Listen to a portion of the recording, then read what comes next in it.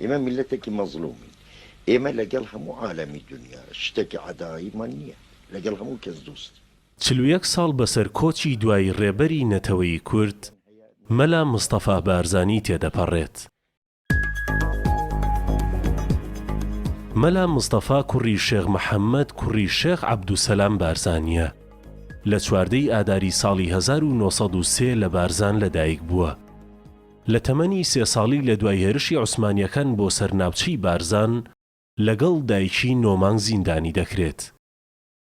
شێخ عەبدوسەلام بارزانی براگەورەی مەلا مستەفا بەهۆی داواکردنی مافەکانی خەڵکی کوردستان لەلایەن سوپای عوسمانی هێرشیان دەکرێتە سەر و دەستگیر دەکرێت و دواتر بەهۆی داخوازی سربەخۆی کوردستان لە ساڵی 1914 لە مووسڵ لە سێدارە دەدرێت.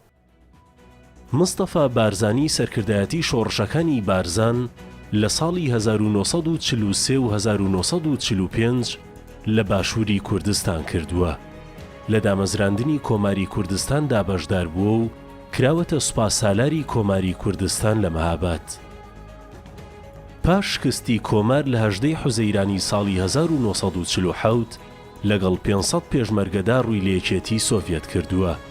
ئەویش دوای بڕینی سنووری عێراق، ئێران و تورکیا و چەندین ڕوبەڕووبوونەوە لەگەڵ سوپای ئەو وڵاتانە لە ڕووباری ئاراز بەرەو سۆڤێت پەڕیونەتەوە. 12 ساڵ لەگەڵ هاوڵەکانی بە ئاوارەیی لە یەکێتی سۆڤێتی جاران ماونەتەوە. لە پاش شۆڕشی 1958 عێراق بۆ باشووری کوردستان گەڕاوەتەوە و لە پێناوی مافەکانی گەلی کوردستاندا لە 11 ئەیلولی ساڵی 1961 شۆڕشی ئەیلولی بەرپا کردووە. لە 11 ئاداری ساڵی 1970 لە دوای بەرگری چەندین ساڵە حکوومەتی ناوەندی عێراقی ناچار کردان بە مافەڕەواکانی گەلی کوردستاندا بنێت. بۆ یەکەمین جار دانرا بە ئۆتۆنۆمی کوردستان. لە پاش نسکۆی شۆڕشی ئەیلول لە ساڵی 1975دا لەگەڵ سەدان هەزار کوردستانیدا ئاوارەی ئێران بوو. مستەفا بارزانی خودانی دید و ڕێبازێکی شۆڕش گێڕانە بووە. ئازایەتی و بڕوابەخۆبوون و ئیمان بە حەق و عەدالەت خوازی و خەباتکردن لە دژی زۆرداری و ڕەتکردنەوەی ژیانی بندەستی لە خەسڵەتە دیارەکانی کەسایەتی ئەو بووە. لە ڕێگەی کۆمەڵێک بنەمای ڕاست و دروستی کوردایەتی و مرۆڤدۆستیەوە بۆتە سەرمەشقی ڕێبازێکی کوردانە کە هەمیشە ڕێبوارانی بۆ ئازادی و سربەخۆیی گەل و خاکی کوردستان تێدەکۆشن. مستەفا بارزانی بۆ چارەسەری نەخۆشیەکی چوە ئەمریکا.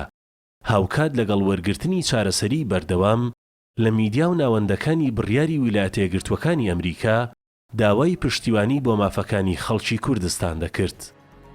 مەلا مستەفا بارزانی لە 1 ئاداری ساڵی 1970دا و لە تەمەنی 76 ساڵیدا لە نەخۆشخانەی جۆرجتاون لە واشنتنی پایتەختی ئەمریکا کۆچی دوایی کرد. پاش ئەوەی زیاتر لە نیو سەدە لە پێناو مافەکانی گەلی کوردستاندا خەباتی کرد. لە 4 ئاداری هەمان ساڵدا تەرمی مستەفا بارزانی گەیشتە تارانی پایتەختی ئێران و دواتر بە هەلیکۆپتەر گەڕێنراوە شاری شنۆی ڕۆژهەڵاتی کوردستان و لەوێ لەلایەن سەدان هەزار کەسەوە لە پەنابەرانی کوردستانی عێراق و خەڵکی ڕۆژهەڵاتی کوردستان و کوردانی باکوور و ڕۆژئاوای کوردستان پێشوازی لێکرا. ڕۆژی 5 ئادار تەرمی مستەفا بارزانی لە ڕۆژهەڵاتی کوردستان بە ئەمانەت بە خاک سپێردرا. لە پاش ڕاپەڕینی و لە 6 تشرینی یەکەمی ساڵی 1993دا تەرمی مستەفا بارزانی و ئیدریس بارزانی کوڕی لە ڕۆژهەڵاتی کوردستانەوە گەڕێنرایەوە بۆ باشووری کوردستان. لە شار و شارۆچکە و گوندەکانی کوردستان پێشوازیەکی جەماوەری گەورەی لێکرا و لە بارزان بە خاک سپێردرا.